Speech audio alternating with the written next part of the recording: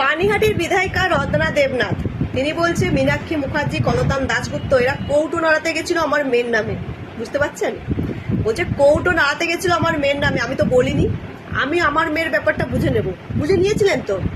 যখন আপনার মেয়ের ডেড বডিটা না দিয়ে পুলিশ নিয়ে চলে যাচ্ছিল পোড়াতে আপনাকে না বলে, যখন কলতান দাশগুপ্ত, মীনাক্ষী মুখার্জি, ধ্রুবজ্যোতি শাহ এরা যখন বুদ্ধদেব ভট্টাচার্য ডেড বডি ফেলে রেখে দিয়েছে আপনার মেয়ের ডেড বডির জন্য, লড়াই করে বুক চিতিয়ে লড়াই করার পর আপনার মেয়ের ডেড বডিটা ছিনিয়ে নিয়ে আপনার হাতে তুলে দিয়েছিল, তখন আপনি বুঝে নিয়েছিলেন।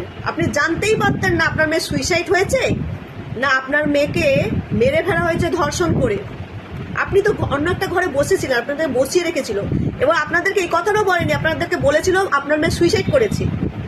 আর তারা যদি আপনার মেয়েকে ডেড বডিটা পুলিশের সাথে যুদ্ধ করে আপনার মেয়ের ডেড বডিটা না তুলেই তো আপনি জানতেই পারতেন না।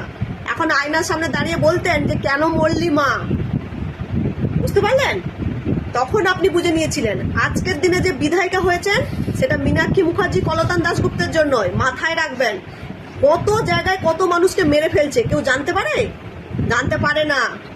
ওরা দুনিয়ার মানুষের কাছে জানিয়েছিল এবং ওরা নিঃস্বার্থভাবে এসেছিল আপনার মেয়ের ডেড বডিটাকে ছিনিয়ে নিয়ে আপনার হাতে তুলে দিতে। ওরা সিপিআইএম দল করতে পারে, কিন্তু আপনি ছিলেন সাধারণ মানুষ।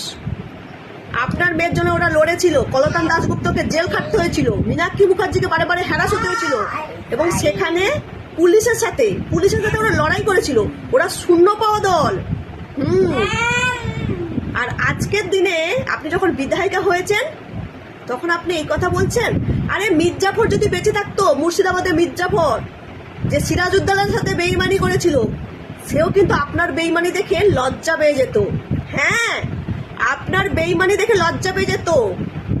যে যাদের জন্য আপনি আপনার মেয়ের ডেড বডি পেয়েছিলেন, আপনি জানতে পেরেছিলেন, আজকের দিনে বিধায়িকা হতে পেরেছেন, কারণ গোটা দুনিয়ার মানুষের কাছে ওরা তুলে ধরেছিল, ওরাই যুদ্ধ করে বের করেছিল।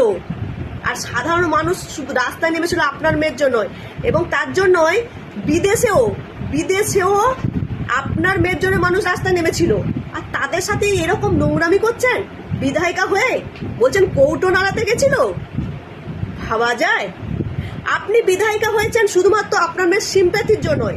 বিধায়িকা হওয়ার পর আপনি কি করেছেন? সে মন্দিরে প্রণামী বাক্সর টাকা কোথায় গেল, বা এই রাজ্যে এতগুলো ধর্ষণ কাণ্ডের পর আপনি কজনের পরিবারের পাশে দাঁড়িয়েছেন, কোথায় গিয়ে রাস্তায় নেমেছেন, কেউ দেখতে যায়নি। আপনি যতই বলেছিলেন বিধায়িকা হওয়ার আগে এই রাজ্যে কোনো মেয়েকে এরকম হতে দেবেন না, সবার বিচার পাইয়ে দেবেন। আর এই রাজ্যে বিজেপি ক্ষমতা আসার পর একের পর এক ধর্ষণ হয়ে গেছে।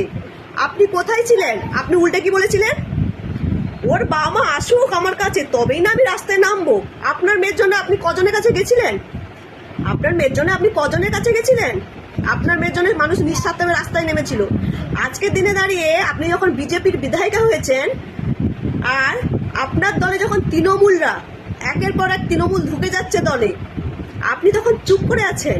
আপনি ভেবেছেন কি এই সিপিআইএম এর কলতান দাশগুপ্ত আর মীনাক্ষী মুখার্জির নামে দুটো বাজে কথা বলে দিলে পরের 5 বছরে আবার এমএলএর টিকিটটা আপনি পেয়ে যাবেন, তাই বলছেন তো? কিন্তু তৃণমূল করে যখন বিজেপিতে ঢুকে যাচ্ছে তখন কিন্তু আপনি কিছু বলছেন না। বলছেন কি? বলছেন না। এই রাজ্যে যখন এত ধর্ষণ হয়ে যাচ্ছে তা নিয়ে কি কোনো কথা বলেছেন? বলছেন না। বলছেন কি যারা আপনার মেয়ের ডেড বডিটা পুলিশের সাথে যুদ্ধ করে আপনার হাতে তুলে দিয়েছিল, আপনি তখন কোনো দল করতেন না, ওরা নিঃস্বার্থভাবে করেছিল, তাদের সাথে আপনি বেইমানি গদ্দারি করছেন, অকৃতজ্ঞের মতো ব্যবহার করছেন। বুঝতে পারলেন? মির্জাফর লজ্জা পেয়ে যাবে আপনার মতো লোককে দেখলে। তবে সাধারণ মানুষ তো সবকিছু দেখছে। সাধারণ মানুষ আপনাকে ভোট দিয়ে জিতিয়েছে, সাধারণ মানুষ আপনার মেয়ের জন্য রাস্তায় নেমেছে, তার বিচার হবে। উপরে ভগবান আছে, আপনার মেয়েও দেখছে, সেগুলো কিন্তু তিনিও দেখছে যে আপনি কি করছেন আর কি করছেন না। শুধু তাই না, আপনি জুনিয়র ডাক্তারদেরকেও ছাড়েননি। আপনার মেয়ের নামে কি টাকা তুলেছিল জুনিয়র ডাক্তাররা, তারা কাজকর্ম বন্ধ করে দিয়ে রাস্তায় দিনের পর দিন বসেছিল। তারা খাচ্ছে কি খাচ্ছে না, তাদেরকে সাধারণ মানুষ যখন টাকা পাঠিয়েছে, আর আপনি কি বললেন? ওই জুনিয়র ডাক্তাররা আপনার মেয়ের নামে টাকা তুলেছে, টাকা মেরেছে, এইসব কথাবার্তা বলেছে। সবাই জানে, তার বিচার ভগবান দেবে।